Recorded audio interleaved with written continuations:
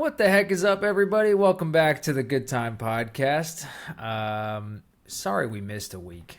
Look, things are crazy. We're going to talk about it. Before we get into it, please head over to YouTube, subscribe to the channel, head over to Spotify, leave us a 5-star review. We really appreciate everyone who's already done that. It means a lot. And we are here today. I'm in LA. Joe just got back home from tour. Joe, how are you feeling? Oh, dude, I am proper deeply tired. You know what I mean? Like there's tired and where you're just like, yeah, it's been a long day. And then there's been a long day for 30 days in a row tired. And it's like two different, it's like a deep exhaustion. But nah, dude, I'm doing good. I got home, took a nap, and I'm up, man. I'm ready. I know we took a week off there, but man, it's tiring being out there. It is, yeah, and I want to get into it. Yeah, just to tell our listeners, Joe and I were actually quite diligent and really tried to stock up on episodes, and it worked, and we were doing great. But situations just made it impossible to get one out before last Monday, and so we're like, okay, we're gonna skip a week, and we'll be back on track, I promise. And this one's coming out today, so we're recording it. Joe just got home at 5:30 in the morning, and took a nap, and then we're filming a podcast, and now it's going to be on the internet by the end of today, which is crazy. So what do you think about, what is it about? Because I've done many van tours in my life, right? And also, by the way, many people have mentioned to me, they're like, dude, I love the new podcast. It's so great. So that's really cool to hear.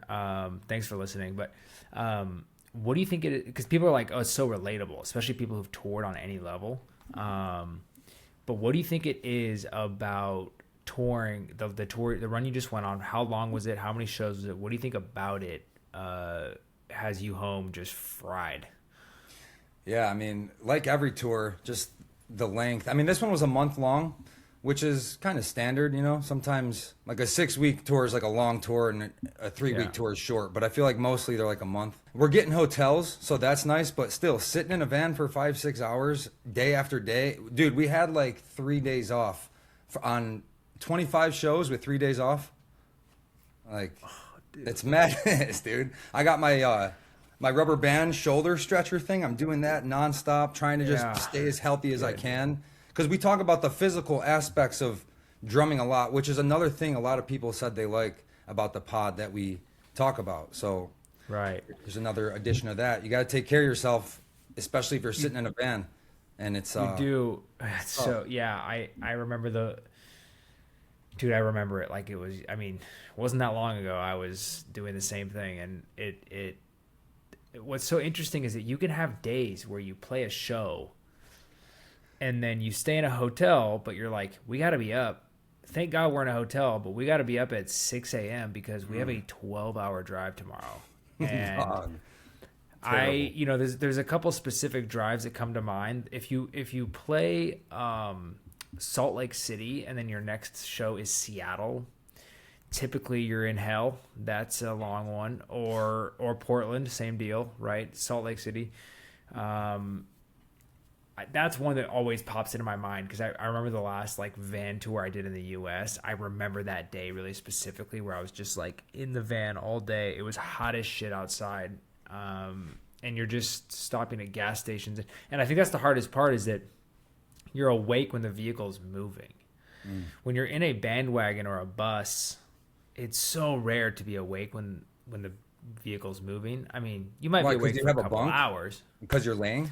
Yeah, and just how they schedule the tour, because as the tours get bigger, they're generally scheduled in a way to incorporate bus driver drive lengths, sleep times for the bands and crew.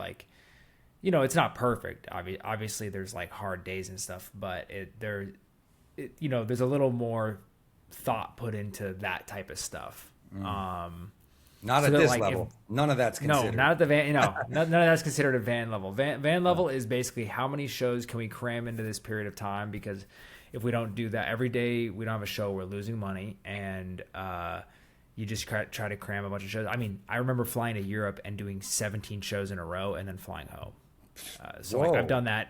Yeah, that was a wild one. But yeah, Wait, the day you landed, did you play that day too? no, but I played the next day. Right, right.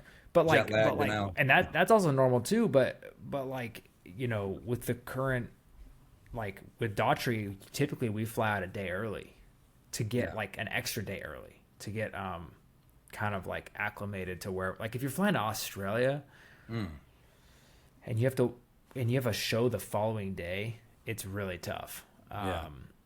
You know, it's totally doable. It's just that by the time you get on stage, it's like 5 a.m. in your head or whatever, and you're just like, it doesn't make any sense. But yeah, man. So how was the tour overall? How did it go? What were some highs, some lows? Like, tell us about it. Yeah, dude, the tour was really good, man. It's fun. Like, the more my name is growing, like on the internet and stuff, I have way more people at the shows now to see me.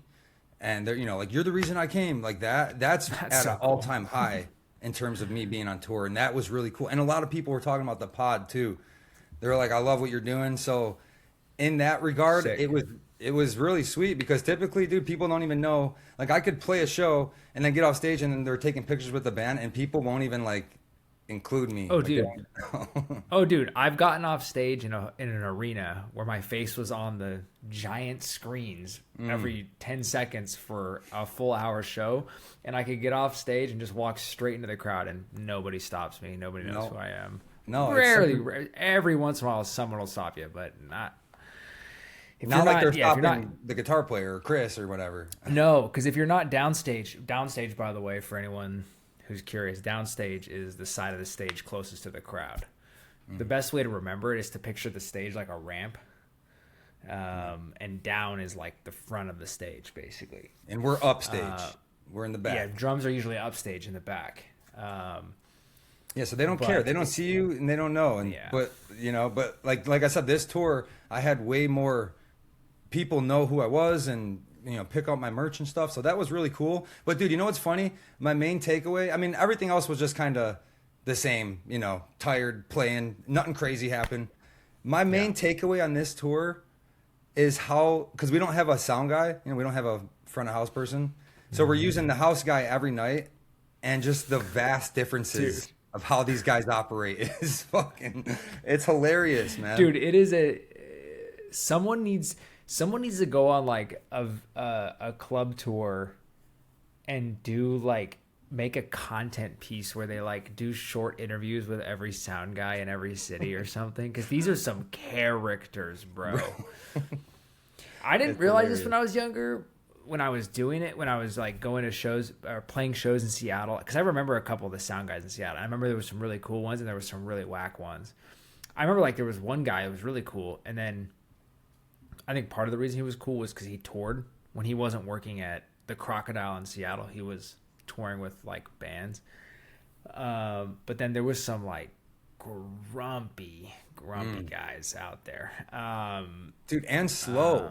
Like, Oh God, I know. Yeah. dude, some guys have my whole kit mic'd, the guitar plugged in and the vocals ready in like 8 minutes, and other guys 45 to an hour, literally. That's crazy. Yeah, some people just have no clue what's going on, which is nuts.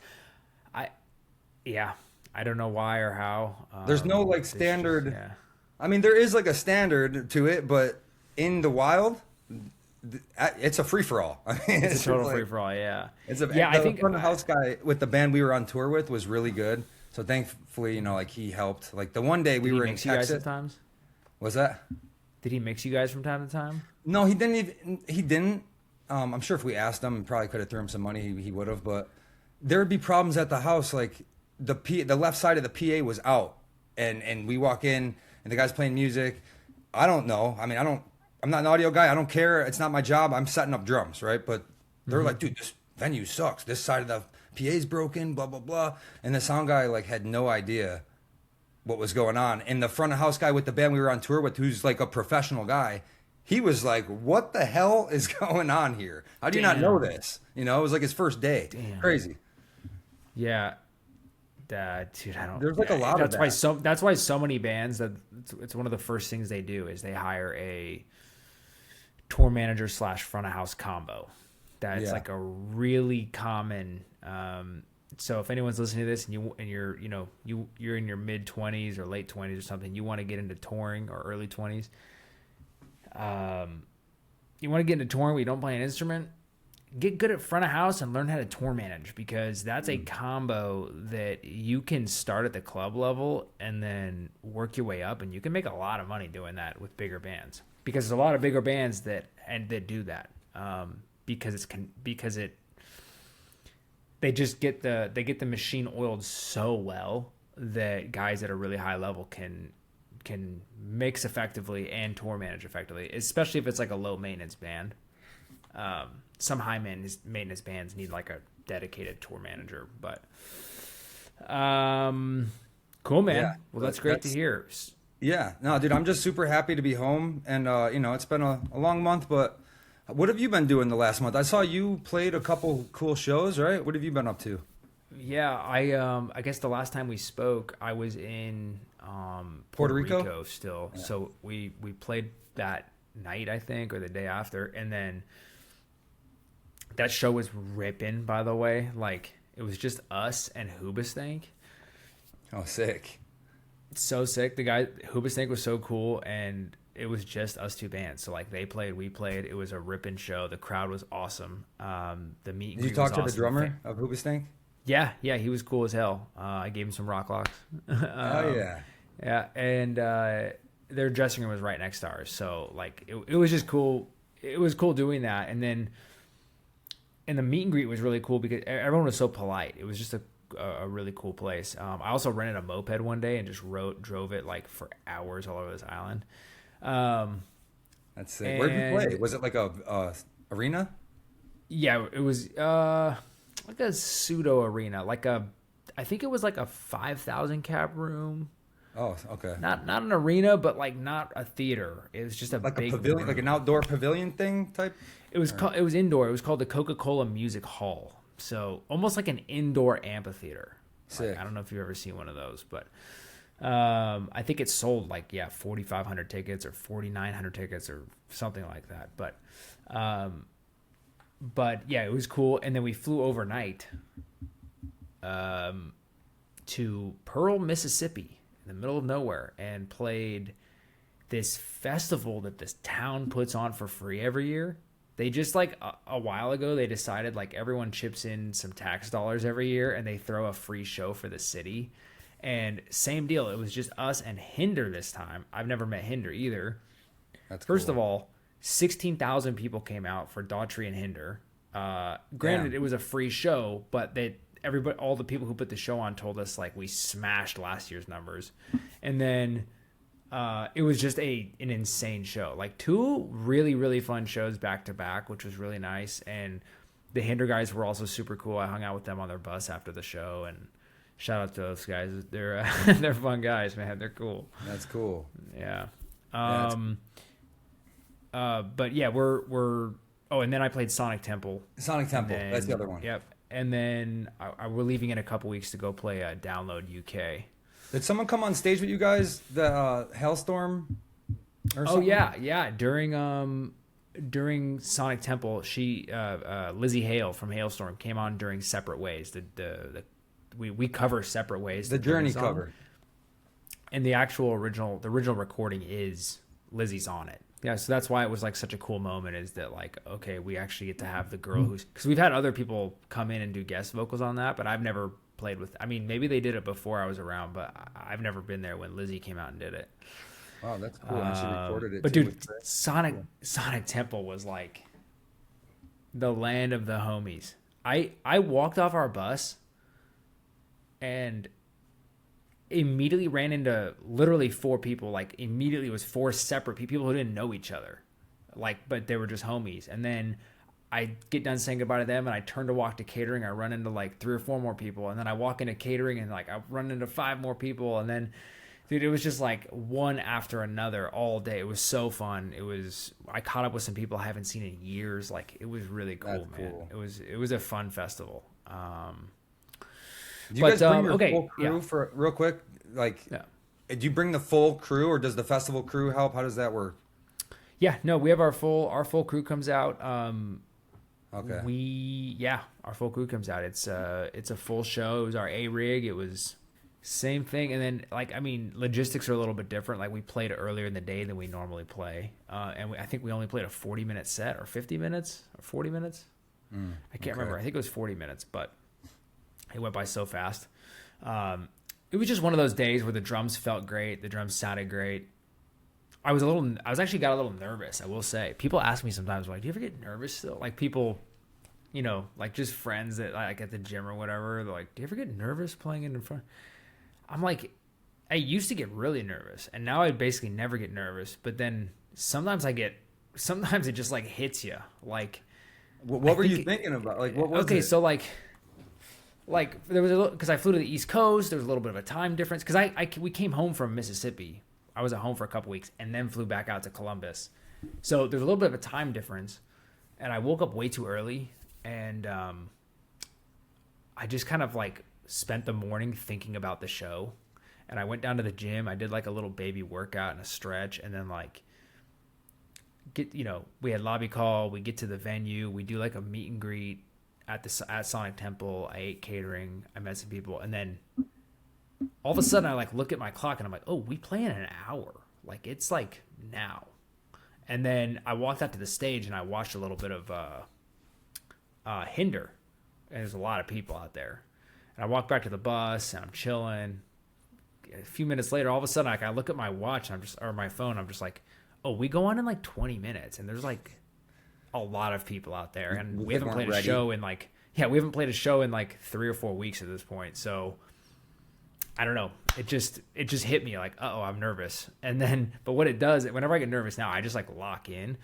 But what happens is like you're when you get a little nervous and you get a little bit of like, what's the word? I don't know. You just get anxious for the show. What I notice happens for me, and I know a lot of drummers experience this, is the metronome feels slow. So especially if you drink a little caffeine, like I was a little nervous, a little antsy, and then I had a Red Bull, and then I was like, oh, now I'm like, let's go smash. And then I got on stage and the click comes in. I was like, yo, this is slow. I felt like I was playing in front of the metronome, which is not a great feeling. And you kind of just have to take a lot of big breaths and like relax and ease back into it. Ease back into like what you're, the pocket. And I didn't like mess up. I didn't mess up. Not one person would notice. There was no like mistakes. It's a feeling when I like to play in the middle or maybe even a little bit behind the click. I don't like to play in front of the click too much. It's not, and there's certain parts that ask for that, but. No, it's such a real thing, dude. I did the same thing, dude. There was this one section in the song. It slowed down so much. I was like, what is going on? I played back my video because I record like all the sets, and it sounded just fine. So it truly is just like a mental thing. It's mental, and if you don't hear it, if you're not hearing it over a metronome, it doesn't translate. But in real time, when you're hearing it over a metronome, you're like, whoa, this doesn't feel right for this little part. Also, I will say just on the metronome thing, like you should, if you're a drummer and you're listening to this, you should practice to a metronome a lot, and you should try to learn how to manipulate a metronome. If someone tells me play a groove at 130 BPM, and they go, okay, play in front of the click, play behind the click, play right on top of the click. Like I can just do it on command. And I think that you should practice doing that. It's like a really good thing to practice doing. It's because it's very subtle. It's very, very, very subtle. But it changes the feel a lot. Dudes with like really deep pocket, they're almost always dragging. Okay, so you sent me something. We'll move on to the next topic. You sent me an article earlier, and we thought this would be an interesting topic to talk about on the podcast. So there's an article. It says Chevelle drummer criticizes bands using live backing tracks, says they aren't playing any of it. And I read the article, and I am a huge fan of Chevelle. I love Chevelle. I don't know these guys personally. I think they're a really cool band. I think they've toured with Daughtry before. I just think this band's sick. So I wanted to read it because like the title it's almost rage baiting, because it's almost like what is he actually saying here, right? I knew it was going to be not this at the surface. Because I read into Right, it, they're and he's getting basically clicks. like, yeah, he basically talks about how a lot of bands use backtracks and how Chevelle doesn't use any backtracks. He says, we have no tracks, we have nothing. We're just three guys playing music. So many of the bands are coming out and they've got track after track. Some of these guys, I'm not going to say who, they're not playing any of it. I don't want to tell you either, but it's true. Look, I don't think anybody cares. I honestly don't think anybody cares. Like, he's basically saying, like, yeah, it exists, but I don't think people really care. It sounds like it kind of maybe bothers him and the band. And then he says, I'll tell you this, dude, as a drummer, I can tell you when I found out a lot of these drummers aren't actually playing the part. They're playing some of it, but they're not playing the double parts. I was like, oh, I feel so much better because I couldn't play that. It's insane. Wait, tracking drums, he's saying? It's kind of unclear. This is why these articles suck, because Sure. it's like it never really tells a full story. This is why podcasts are good. And it looks like he did a whole radio interview.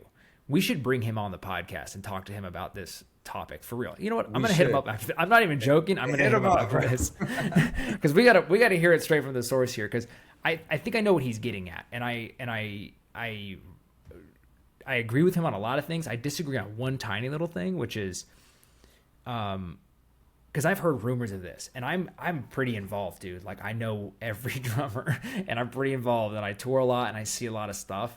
I've heard rumors of people putting like double bass parts on a track or whatever.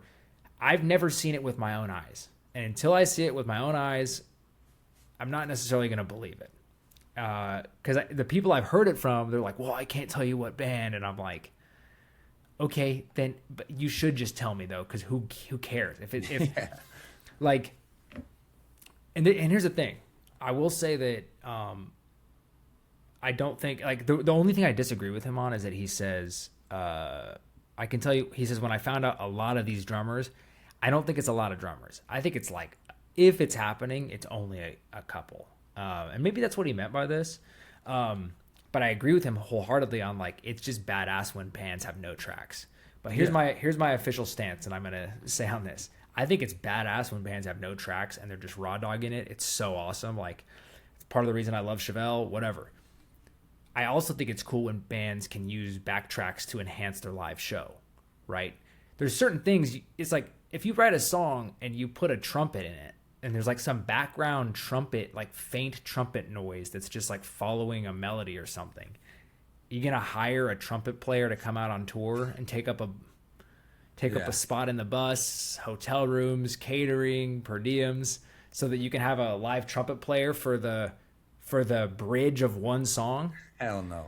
Okay, so that is my ultimate, if you're on the fence about how backtracks work and what it is, just remember that. It's like, that's really what it comes down to in a lot of these things. Now, are there bands using like tons of auto-tune and backtracks and all this stuff? Yeah, there's a lot. A lot of bands use auto-tune and backtracks and all kinds of shit. Yeah, but I don't think it's to like, it's to put on the best performance they can. It's not to like pull the wool over your eyes. It's not to pull the wool over your eyes. No, not necessarily. And most people who, if you can't sing at all and you try to use auto-tune, it's not going to work. And yeah. Auto-tune, I barely understand how it even works. I mean, I've barely even seen it with my own eyes. Like, there's certain situations where you hear like, oh, that guy's using a little bit of auto-tune, or that guy's like, and I go, I can't really tell the difference. I don't really know. I mean, maybe I can kind of tell in some parts. I'm not really sure. But the point I'm trying to say is that, like, getting on stage and playing in front of a lot of people is really difficult. And, if people are using like things to help enhance their live show, I really just don't have a problem with it. I'm sorry. You still got to go out there and like put on a great show and like be a cool band. And in the same token, if you want to be the band that uses no backtracks and nothing, that's also badass. Like, I think both of them are really cool, and I don't think it's one or the other. Yeah, like Foo Fighters, right? Aren't they famous? Foo Fighters. For no click, no backtracks. No click, no backtracks, just like ripping. And rock and roll. And that's awesome. But there, like I said before, there's certain bands, especially modern metalcore bands, that their production is, they're trying to, when they go into the studio, they want to make something unique. So they jump through all these crazy hoops, and they do all this wild shit in the studio because they want to make something that's cool and unique. And then the band blows up, and then they're like, all right, we need to play these songs live, but it's like, what are we gonna do? Hire an orchestra to come out on tour with us? Come on. Yeah, Like, yeah. it's I mean, you not. could hire like a guy on a keyboard to play the stuff. I You could guess. do that for sure. You could have a keyboard player doing, or like a lot of bands will hire like a utility person who's like doing some keyboard, hitting some floor toms, picking up Yeah. a guitar, like Twan from Papa Roach. Sure. We should bring him on the podcast too. But he plays guitar. He has 2 floor toms near him that he can hit, and then he has a keyboard. Yeah, yeah. So he's like kind of bouncing back and forth and doing all this stuff. And yeah, I just think there's a lot of stigma around backtracks and playback and all this stuff. And I just think that it doesn't really matter. I just don't. if It's you're not that tracking- deep, as you would say. Yeah, true. It's really not that deep. It's like people, and plus you got to remember you're playing to the audience who Yes. don't know anything, They man. don't- They have work they on don't Monday. care. They just want to see a good show. So it's like that's your target audience. It They don't is, care. and they don't really care. And I guess if you want to talk about specifically backtracking like kick drums, it becomes a very slippery slope because, let's say there's a full rock band and they have a hint of a guitar track in their backtracks just to beef up the sound a little bit. It's like, is anyone really going to complain about that? No. But if you find out a drummer is like skipping double bass parts and putting them in the backtrack, that might ruffle some feathers, right? Yeah, that's crazy. Okay, but how is that different than putting a guitar on a backtrack? How is that different than putting a piano on the backtrack? How is it different than putting a trumpet on the backtrack? It's not. It's really not. I think just drummers are held to an unbelievably high standard because we don't get any tricks and shit like that to like mask our mistakes on stage. Like you just get what you see with a drummer. And honestly, if a guy is out there backtracking his kick drums, dude, you can't hide that forever. I mean, you might be able to try to hide it, but there's gonna be somebody standing behind you at some point. There's gonna be somebody who finds out. Like it's just not. Like I said, it's just something I've never literally seen with my eyes. So I could be wrong. I mean, I know of a But if band I'm that backtracks their kick drum, but they're not adding double kicks, but they do backtrack the kick drum in the sound check. the whole show. Yeah, dude. I watch them sound he's- check every. So They he's not playing have it in any there. kicks. Like you could take his feet off the pedals and just use his hands, and you would just hear kicks coming out of the front house. Yeah, correct. But he is playing. He still plays it, but he just plays the same thing every night. But every day at sound check, So he's playing, but the kick isn't like mic'd, or it's mic'd, but the mic's not plugged in, or it's not on, or whatever. it's That's- weird, dude. Because during sound check, the full drum kit would be checked. I mean, he's Okay. playing the drum, but there's also kick everywhere. There's a kick on the track. No, beef it that up. makes sense. Right? No, that makes it. Well, I think what they're doing is they're saying, "Damn, If he misses well, one, it's I still see there. now I'm curious who this is. So you can tell me, and we'll edit I'll it tell out. you. Who is it? Yeah, who is it? Oh, on the pot. I don't know. Yeah, Should I? we'll edit it out. Yeah, we'll edit it out. Yeah. Who is it? Okay. Okay, so what they're probably doing, was my guess, is he's like playing the kick drum for real, but they just figured let's backtrack the kick drum to make it perfect every night, and then his kick drum might be mic'd up, or we might have a cable that we just set inside of it or something, but the microphone on the kick drum is not actually pumping any sound out of front of house. It's just straight coming from a track, which is possible. Which, if Yeah, that's true, that is crazy. Okay, Yeah. so yeah, this is why we wanted to talk about it on the podcast, because it's an interesting topic.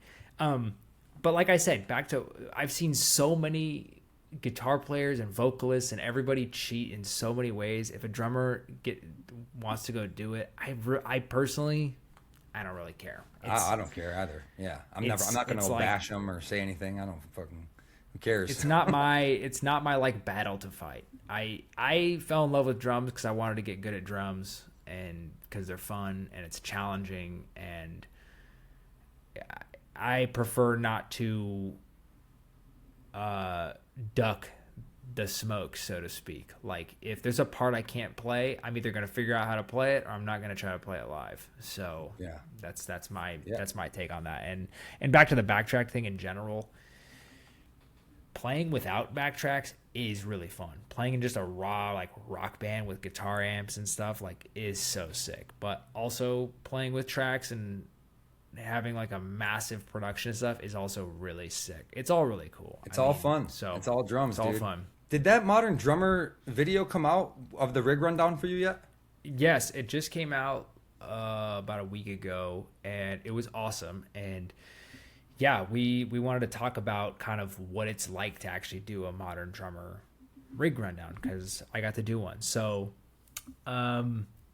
first of all, go check it out. It's on the Modern Drummer YouTube. Some of you guys commented on it. Thank you for that. You shouted out the Good Time podcast. It is a really fun experience. They showed up. They basically showed up. We had to. I talked with our tour manager and our stage manager, and we just made sure that we had the stage for a set amount of time during the day. So every band on the tour knew about it. Seether knew about it. Cami Keogh's camp knew about it. POD's camp knew about it. And this was in the fall. We filmed this in November in Fort Lauderdale. And How did they showed hit up. Did they hit you up, or how did that work? There's a guy named Jason who works for Modern Drummer who reviewed Rock Locks a while back. And through that connection, it was like, once I got the Daughtry gig, and then it was like, they came out last year and did a photo shoot at the Forum in LA, and like took a bunch of photos of my kit, and then they put my drum kit in the magazine. And then a few months later, it kind of all led to, so it was like started with the Rock Locks article, then it was like my rig in the Modern Drummer magazine, and then it was like, hey, we'll come out and do a rig rundown next time you're in Florida. Sick. And so yeah, they came out. Mr. Frangione was so cool, and they just came out, and they were very professional about it. It was pretty quick. We just Was him and a camera guy, or was it a few people? Yeah, it was him and someone with a camera, and yeah, we just got to it. And I think one thing that's interesting is I've watched a bunch of those, and so many drummers have no idea what they're playing, and it's like, I know, dude. It That's is so embarrassing, true. Bro. Like, that is so embarrassing to me. It's like, dude, how do you not know? You're looking at, like, I understand if you forget, like, have a moment of, like, wait, is that a 19-inch or a 20-inch crash? If you have one of those moments, especially because a lot of times on tour when you're getting cymbals swapped out, you go to get, like, you break some cymbals and you go to Zildjian and you go, hey, we need these. And they go, damn, we're out of stock. Are you cool with a 19 instead of a 20? And you go, yeah, sure, we'll just do that for now. Like, I understand you might forget that in the moment, but to be like, wait, are these drums like the favorite? Is this snare like steel or is it aluminum? Like, and they're looking at their drum tech. Like, I forgot, is this one? It's like, damn, you don't even know what kind of metal your snare is. That's crazy to me. Yeah, that is wild. But I know everything about my drum kit, so it was very easy to. Well, it's just comes up from studying it, and then also from like drum teching myself for so long, and just loving the instrument and just loving it. I know all about. You're never gonna catch me at a rig rundown and not know something about my kit. That's crazy. No, it's so nuts. Is that like maybe like the higher level dudes who've had a drum tech for 20 years and they just don't order nothing? Maybe like that. I can see how it could happen because like Andrew, we talked about it when Andrew was on. Andrew takes care of all my like gear ordering and inventory. I could see in a world where your band blew up when you were 24 years old, and and you've been an arena headliner for 25 years, and you've had the same drum tech, and you haven't even thought about your rig other than being like, next tour I want it to be pink. Like that's the most you've thought about it. Yeah. I could see in a world like that, you waking up one day and going, holy shit, I'm so far removed from all this shit. Like, I'm just like a vehicle. I'm just like a vehicle in this like touring machine. And guys are coming to my head right now. I won't say them out loud because they're all great guys, but there's just guys out there who just don't, It's funny. Yeah, it's not their. It's fine. We need all these types of drummers. We need the drummers who are obsessed with the gear and they're dorks like me and you, and then we need like the guys who are like, drums are stupid. Like, it's just a job. I don't know. Yeah, there's room for everyone, dog. Yeah. So how long were they? You said they did it pretty quickly though. Yeah, it was pretty quick. I'll tell you this though. We'll end on this. the most nerve-wracking part of it was when they were like, all right, so we're gonna come out and like film you during the show. We're gonna stand behind you and film. This is why it was so nerve-wracking. This was the last show of tour, bro. I was fried because we did 8 weeks with Creed or 7 weeks with Creed. We came home, we had a couple days off, a couple random shows, back-to-back music video shoots, a week of rehearsals, straight into a 7-week tour with Seether. And I remember day one of that tour in Virginia Beach, calling my girlfriend being like, I'm so burnt out. Like, I don't know how we're going to do this tour. It's like everyone was burnt out from the Creed run. And like, it was just a lot back to back. It was a very busy and just like difficult time. Honestly, I'm not going to lie. It was just hard. And so by the time the last show of tour came around, my body was wrecked, bro. And I was like, they're going to stay Modern Drummer. The biggest I finally get a Modern Drummer rig rundown, and they're here on the last day of tour when I'm not fresh at all, not playing my best. Like, I'm not. And I don't know what, but I summoned the drum gods that night. And like, I felt like I couldn't have, the song that they came and filmed, which was our last song, it's Artificial. I feel like I could not have played it better. It was one of those nights, and it was just like, thank God. I remember finishing just going like, the amount of relief that I had when that was over. So, but it was cool, man. They're good people, and it was exciting. And, you know, I hope they were supposed to post some stuff on Instagram about it, but it hasn't happened yet. So we'll see. All right. Well, let's wrap it up, dude. Everyone, thanks for listening. We're going to get more episodes pumping. I promise. Joe's home. I'm home for a bit, and we actually have a good chunk of time now for that between the next couple months to actually really stockpile episodes and make sure we don't get behind again. So, yeah, we're on a good path, and we'll keep doing with this. Any suggestions too. Any topics or any people that you'd like to have, see on the pod, and we'll check it out. Cool. All right. Thanks, guys. We'll see you next time. Bye-bye. Peace.